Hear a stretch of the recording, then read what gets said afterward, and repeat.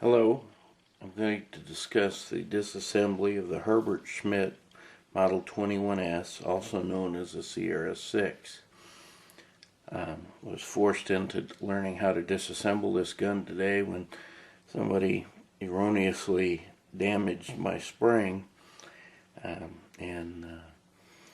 What I did is I actually just took it apart about 5 times, taking it apart, putting it together until I determined what was wrong and corrected the problem. For a good schematic on this gun, if you look at the NERMIC website, you'll see that they've got it listed under Herbert Schmidt small frame revolver, and good schematic of it, plus a good description of all the parts of the revolver. You can order a number of the parts, the more common ones that you need. One of the things that I'm going to show you that I use is this Wheeler gunsmithing. It's a Wheeler gunsmithing screwdriver kit here, and what I like about it, it's got all these different bits that are different sizes, and you can match them to the different sizes of the screws. I think one of the biggest headaches you see in these little inexpensive revolvers is someone took one screwdriver and tried to do all the screws and damages them. Anyway, for the basic functions of this gun, the way that it functions, if you pull the hammer back to the first click, then you get a little whirl of the you're able to turn the cylinder. That's also when you can expel your spent rounds, and that's also how you remove the cylinders. You have to have it back at that first click. You remove the cylinder by pressing on that pin, remove the pin out, and then the cylinder will drop out of the bottom. The way the gentleman that did the damage to this gun, he had this thing jammed all the way back. Now, to remove to disassemble the gun, there's 4 screws. There are 4 small screws and 1 medium-sized screw. The medium-sized screw is at the front of the bottom, 2 small ones here on either side, and then 2 small ones here in the back of the frame. You don't have to remove the grips to do the disassembly of this, but I'm going to do that just so that you can see kind of what's involved with that. This is loose, and got big old hands, so you're not going to be able to see sometimes. And what you've got inside of there, the only thing you really got, you got the solid frame, you got the main spring, this little coil loader here, and then we get down here, and let's take a look at the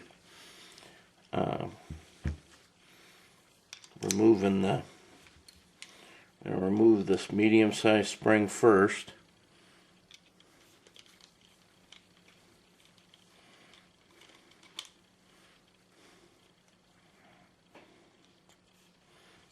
Okay, and then switch tips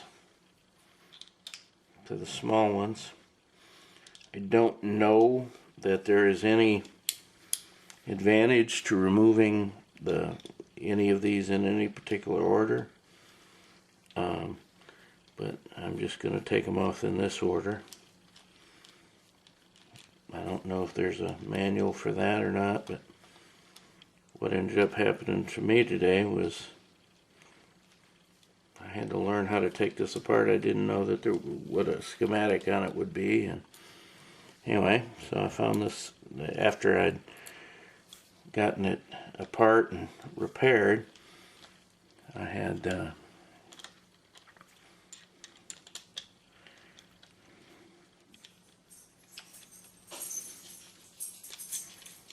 well,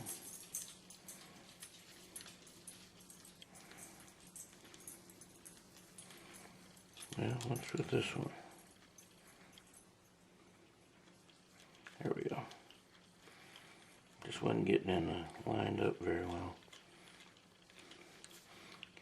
then this one here. That's all it takes. There's a little bit of spring tension on this, not much. There's a little bitty spring, which is the gate spring, which is going to be exposed when we remove this. If you look here, this here is the gate spring, right here. And then there's also the gate plunger. And then you can remove the gate from the revolver. It goes in right here.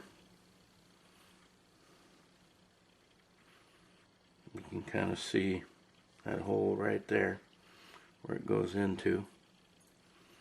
Okay, and then what you've got the it's the trigger and bolt spring right here.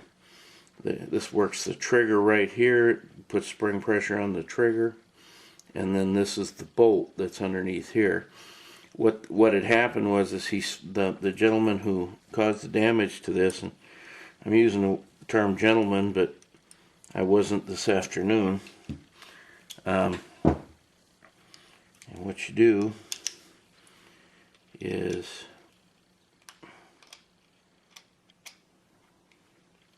that in, put a little pressure on it. Okay, and that's your trigger and bolt spring right there. Okay, and then what you've got in here, you got your bolt.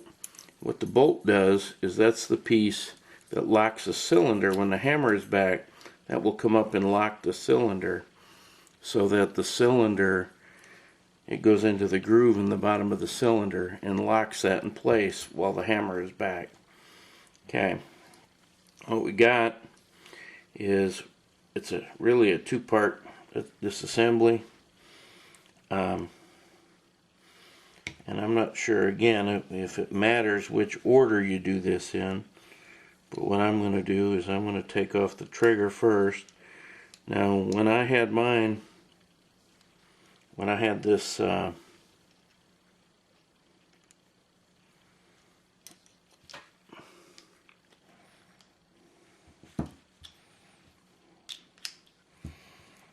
it was all spring loaded because the gentleman who had damaged it had okay,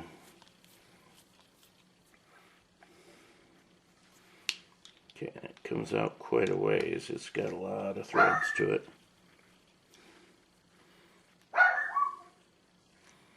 Okay, it comes out, your trigger comes out, and your sear, or your bolt, there. And what had happened when he pulled it, forced that trigger back, when he tried to pull the bolt out, it bent one of those. I was able to get it straightened pretty well. Actually, I got it good and straight, really. And then the next component to this is to remove the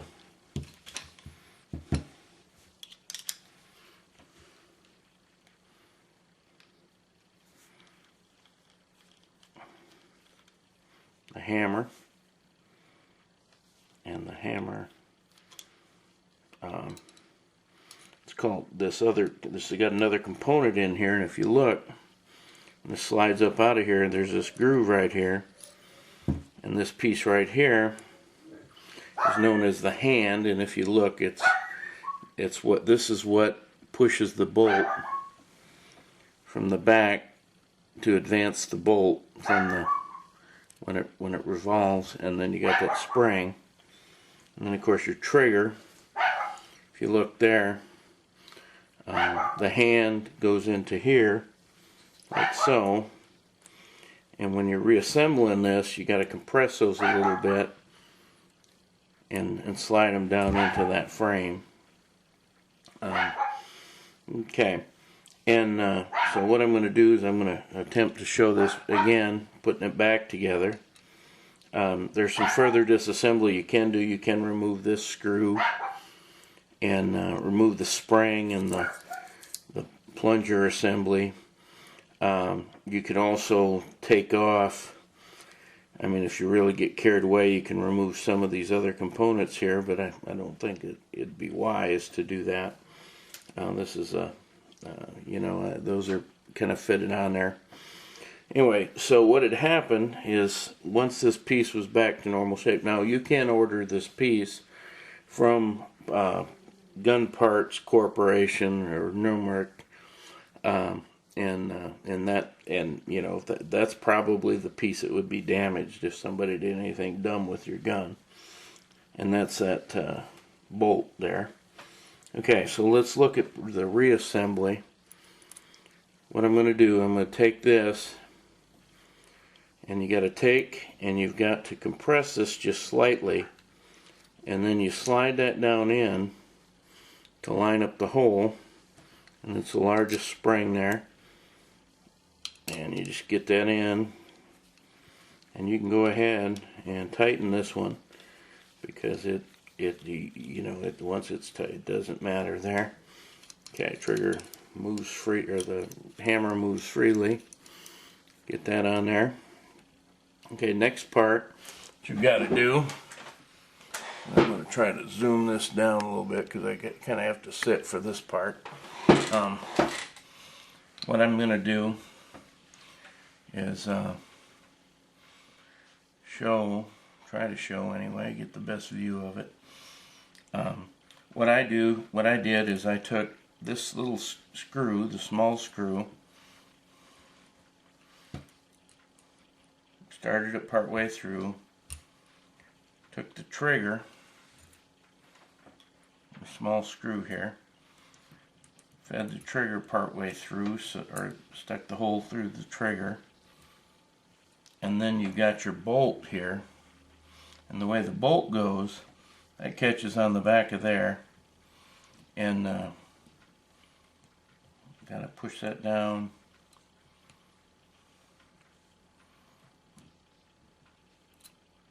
Okay, get that started. It's kind of just get your eyeballs just right on it. And just screw that down.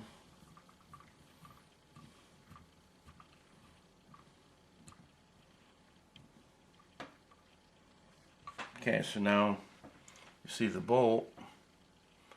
Bolt is in there, right there. Comes up through the bottom, and again, that's what locks on your hard to get a good picture there. I got bad lighting. Okay, and then next you've got the trigger bolt spring.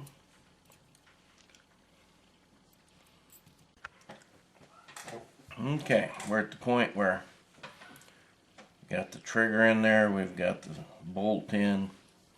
Now with this spring, the flat side of the spring goes down and the slender side comes up to here. Okay, take your little bolt, little screw, not a bolt.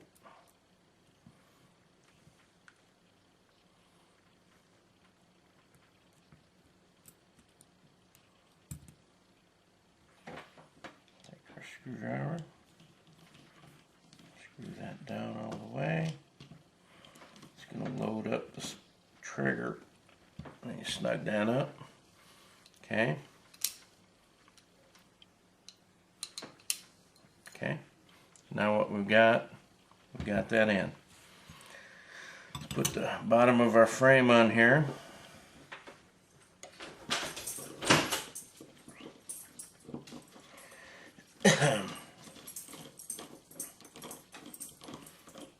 Screw. Oh, no, hold on. You know what I didn't do? I didn't put in the gate.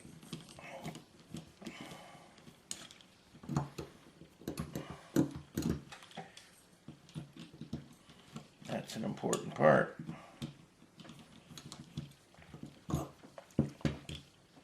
Okay, so we got to put the gate in here, and the gate hole, gate plunger, and the gate spring.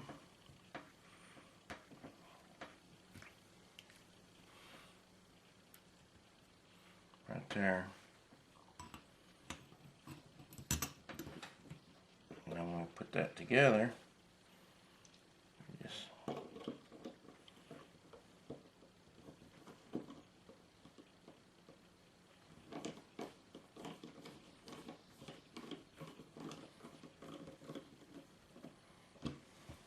okay. I've got this little one here.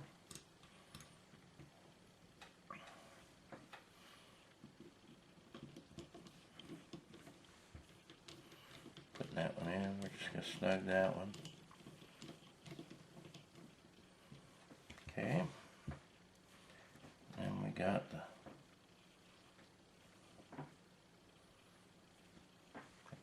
short one goes here.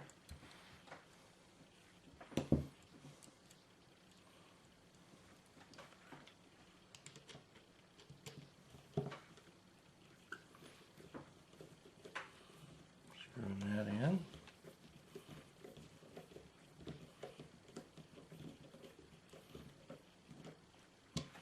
Now we'll just check, make sure.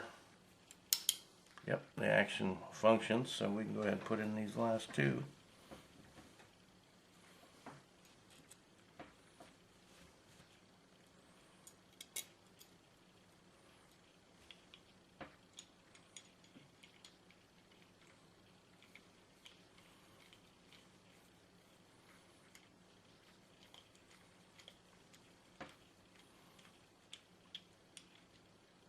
On this one here.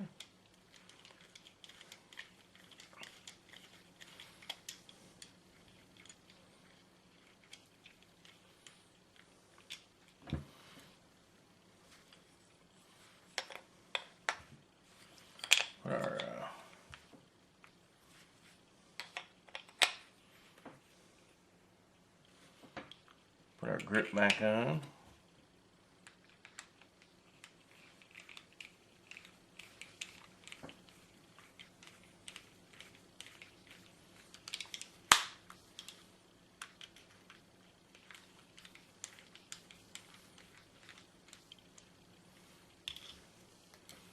Okay, and then to reinstall the cylinder, that has to be on the first click, putting the knurled side to the rear, open the gate, close the gate, and then pushing in on the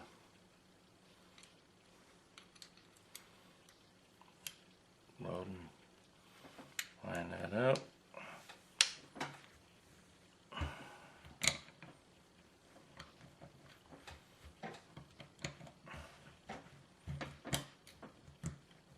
Okay, then to work your hammer, or work your cylinder, again that has to be back at the first click there.